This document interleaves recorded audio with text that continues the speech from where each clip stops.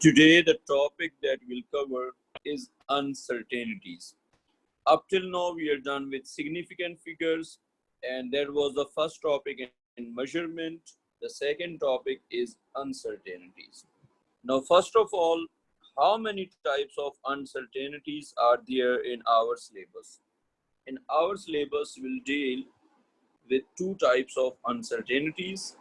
One of them is systematic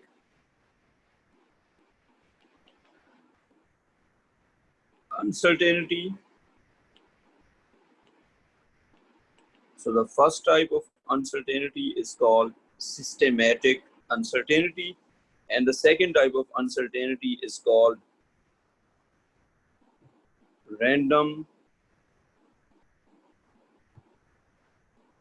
uncertainty. So these are two types of uncertainties in a given measurement.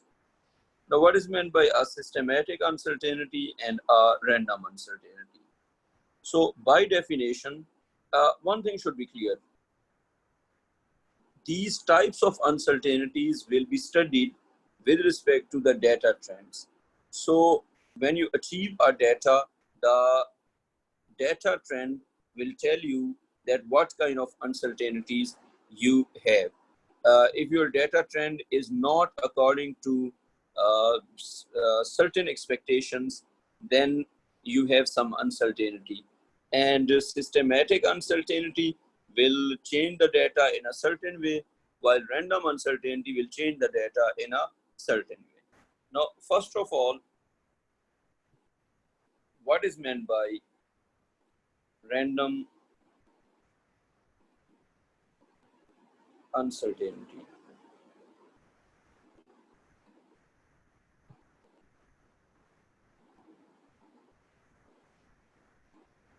Random uncertainty is basically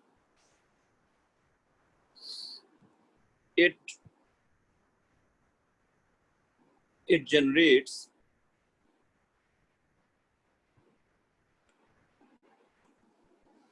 it generates fluctuations in the so random uncertainty will generate fluctuations in the given data. It generates fluctuations in the given data. One thing, if you repeat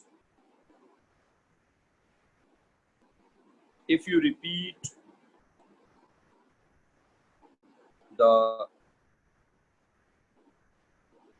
same reading, if you repeat the same reading again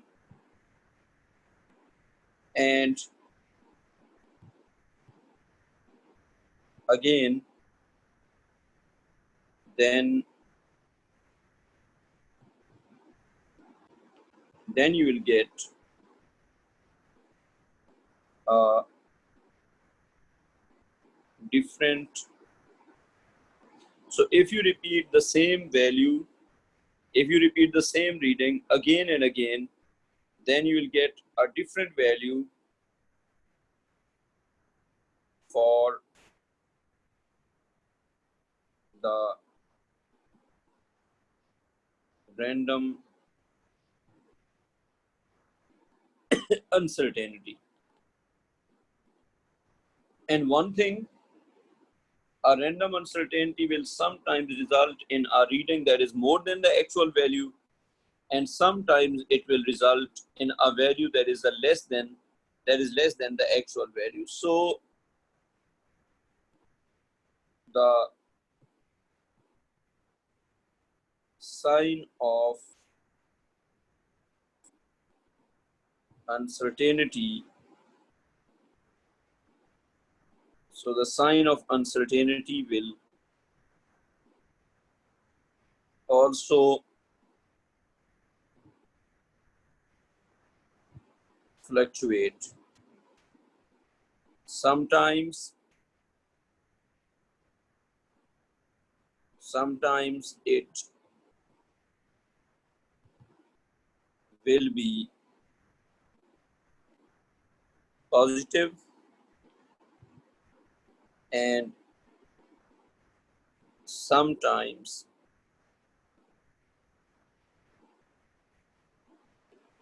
it will be negative. So basically, a random uncertainty has a random behavior.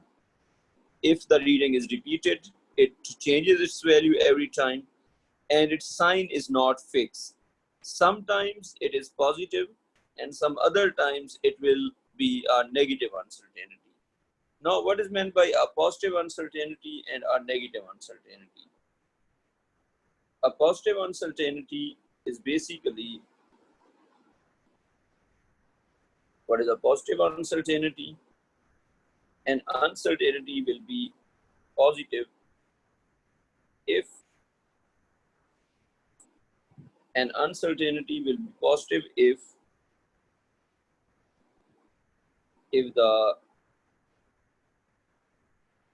reading is greater than the expected, or you can say actual value. So when you get a situation in which the reading is more than the expected or actual value, the uncertainty is called a positive uncertainty. And what is meant by a negative uncertainty?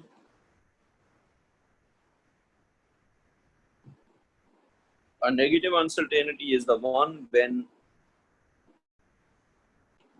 if the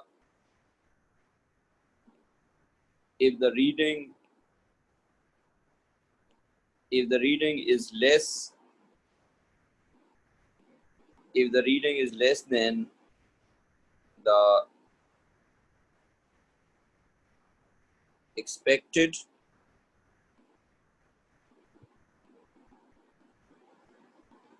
or actual value. So if you get a situation in which the reading is less than the expected or actual value, then the uncertainty is called a negative uncertainty. Now, before moving on, you must know that what is an actual value. Basically, actual value is the value found by the human beings by the using the most accurate methods available. So no value of any quantity is given by God to humanity. That's why we cannot claim for any value to be authentic or exact or 100% accurate. All the values are calculated by the human beings using experiments. So they are the expected values or they are the accepted values. So the most accepted value by any culture of humanity is called the actual value. So right now, the values of quantities that we accept, they are the actual values. Actually, they are the most accepted values. Just for example, if someone asks you, what is charge of an electron? Then we assume it to be 1.6 into 10 power minus 19 coulomb. And we say that this is the actual value of the charge. we say that this is the actual value of the charge. Now, why is this an actual value of the charge? So basically, the most accepted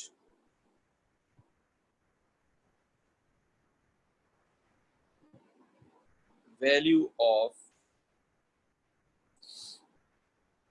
charge is 1.6 into 10 power minus 19 coulombs. So this is the most accepted value of charge on an electron. This value is not given by the God, it is calculated by experimenters, and it is the average of most number of the experiments. That's why we say that this is the actual value. However, since it is calculated by human beings, so chances of error are there, but it is the most agreed upon value. So we can say that 1.6 into 10 power minus 19 coulombs is an accepted value of charge on an electron. So 1.6 into 10 power minus 19 coulombs is the accepted value of charge on one electron. In the same manner, when we say smaller g is 9.81 meter per second square, it is the most accepted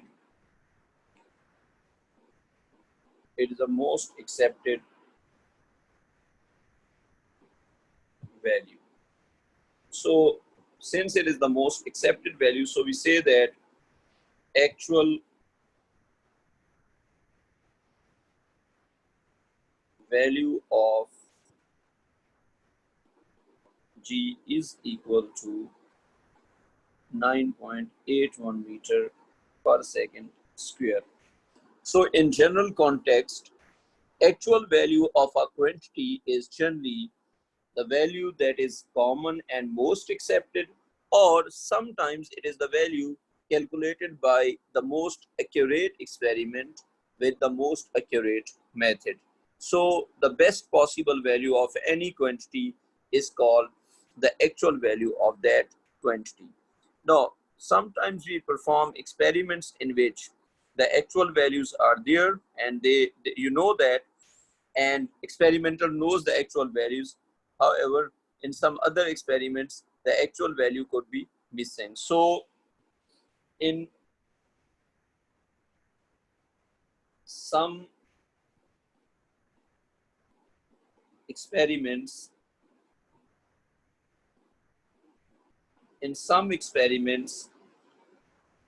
the experimenter, the experimenter knows the actual value, while in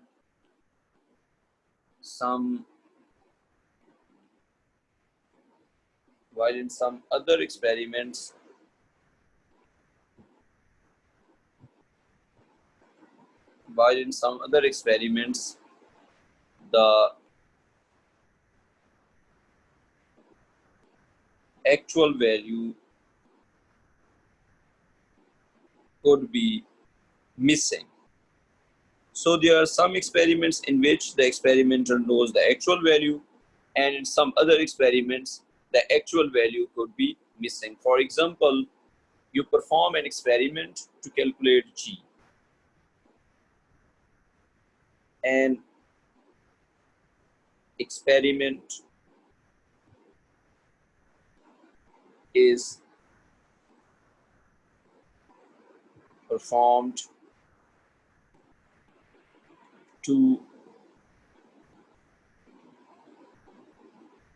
calculate smaller g. So if you perform an experiment to find smaller g, then actual value of g would be 9.81 meter per second square. Now another example could be someone performs an experiment and experiment is performed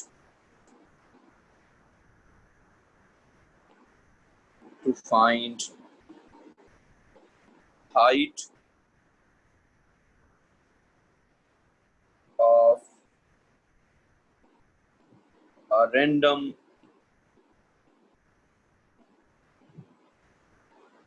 person. Now in this experiment, you do not have any actual value. The answer could be anything, and you do not have any initial data. Now in this, however, you know a possible range of the answer. The possible range of answer is already there, but if you say the actual value or some expected value, you cannot have that. It's a random person. So in this experiment,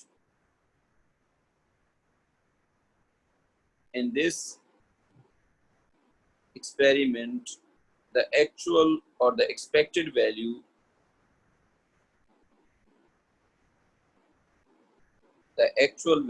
is missing. So this is the experiment in which the actual value is missing. And one thing, whenever you perform experiments, you never take a single value to make conclusions. You always go with a graph. So the principle of performing experiments is that whenever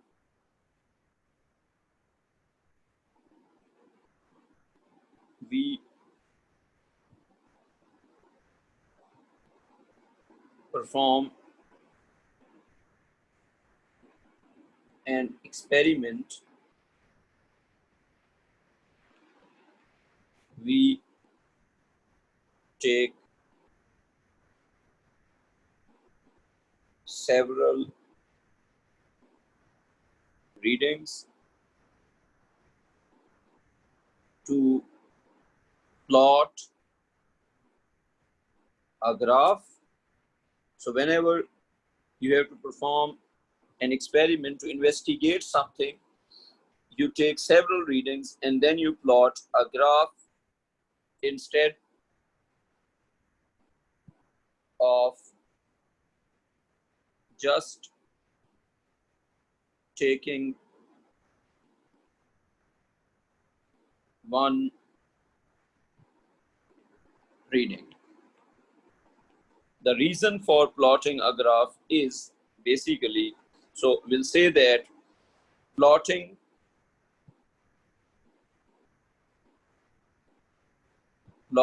a graph is better. Plotting a graph is better than taking a single reading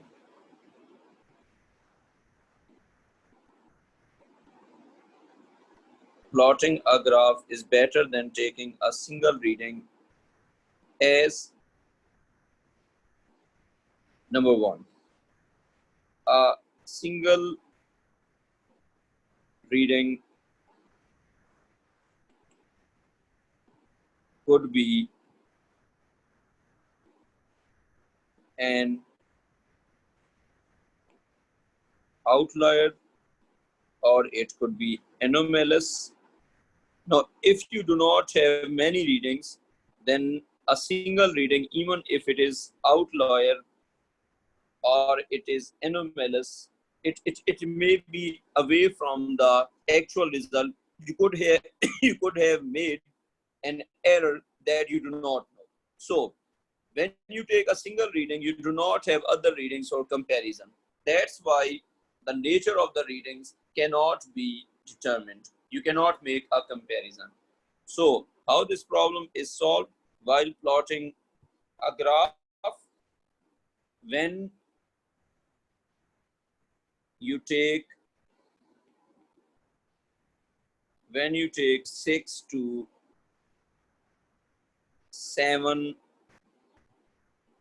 when you take 6 to 7 readings, to plot a graph, then so when you take 6 to 7 readings to plot a graph, then the anomalous reading, that is also called outlier, is identified due to its comparison with the data trend of the other readings. Basically, the data trend, when we take multiple readings and plot a graph, then the data trend will help us to eliminate or to identify the readings which are away from the expected trend, and those readings are outliers and they are left. So basically what we are saying is that if you take just one reading and if you take multiple readings, what is the difference? Now if you take just one reading, you cannot predict, with this one reading you cannot predict the quality of the reading. Just for example, if you take just one reading, then quality of this data point cannot be determined. There is no way to determine the quality of this data point if the actual value is not there. So if you take only one reading, then you cannot determine the quality of that reading. However, when you take multiple readings, like 6 to 7 readings, let's suppose you take 6 readings and you see the trend is like this. Now you see the 5 data points are in a line while one of them is away. So by taking multiple readings, you are able to identify an outlier point. So that is the advantage of taking multiple readings and plotting a graph. One other example could be, let's suppose you perform an experiment in which you take some readings and the readings were, your readings were like this. However, you get one reading which was here. Now, by observing the data trend, you can see that this is the reading that is outlier or anomalous. Identifying this anomalous point in which you have made a huge amount of error is only possible by comparing it with the data trend of the other readings. All these data points are making a trend, so they are acceptable. This point should be eliminated. So by taking more readings and plotting a graph, first of all, you are able to identify an outlier data point or an anomalous data point. Now, what is the second advantage of plotting a graph? The second advantage of plotting a graph is that When you draw a best fit line, you can eliminate the fluctuations or the random error. So the effect, random errors basically make the data to fluctuate. So the the effects of basically by plotting a line of best fit. This was your practice in your O level. When you are given with some data points, you always plot a line of best fit.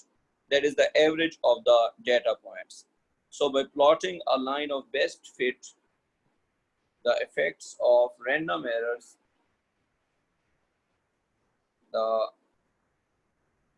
effects of random errors can be eliminated. If you take a single reading, the effect of random error may cause fluctuation and your result could be incorrect. However, when you plot a graph like this, when you plot a graph, then by plotting a line of best fit, that is the average of your data points, you can eliminate the effect of the random error. So if you draw a line of best fit,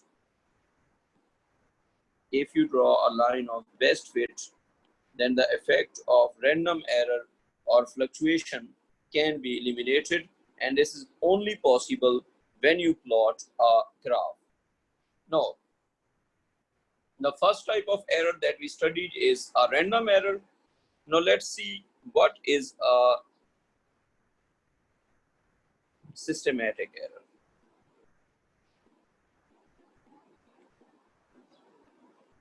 A systematic error is the one, an error that shifts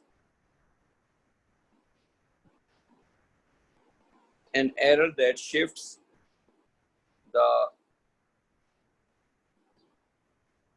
average of data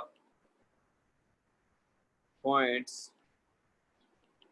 So systematic error is basically an error that shifts the average of data points away from the actual value. Now, one thing, it shifts the data. It shifts the data in one direction. And if in an experiment the actual value is missing, then you cannot predict the systematic error. So if you find a situation in which if the actual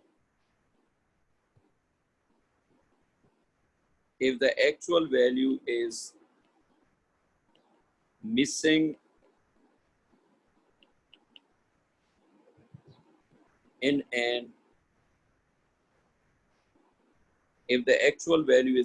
in an experiment, then the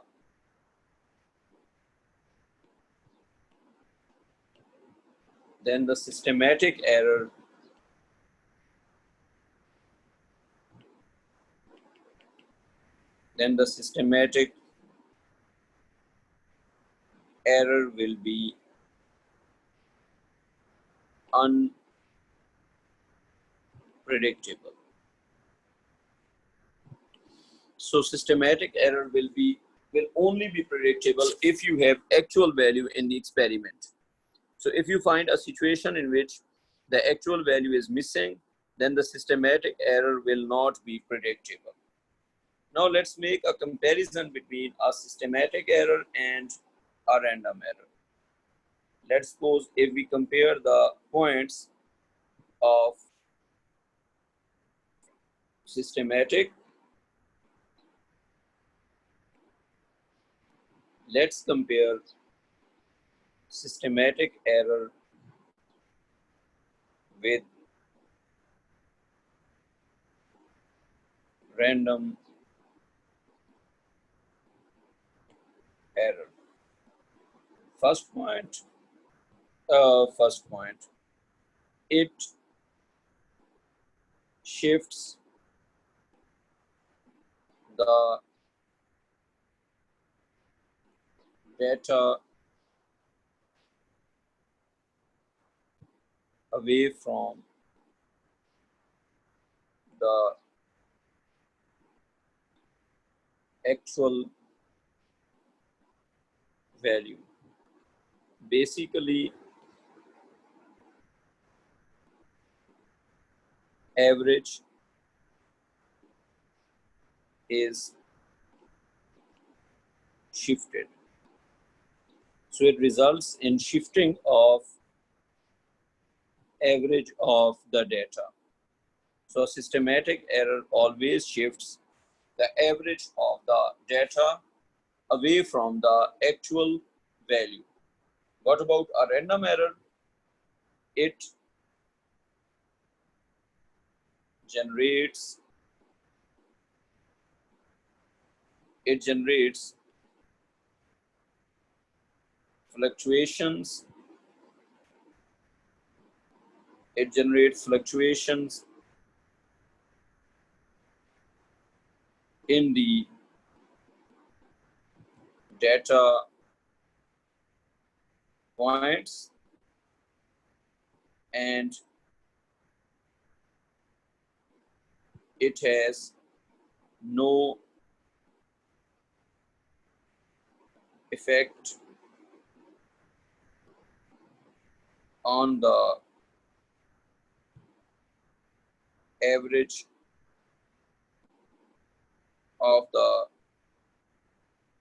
data. Second point, it only has one sign. It is either positive or negative. It is either positive or it is negative permanently. So it will not change its sign. A systematic error, if it is positive, it will remain positive. And if it is negative, it will remain negative. It will not change its sign. The random error, it can be both positive or negative. Both possibilities are there. A random error could be positive or it could be negative. Both possibilities are there. Now today we have to uh, today our lecture is up to this point. From tomorrow we will continue from this point onwards. Take care, students.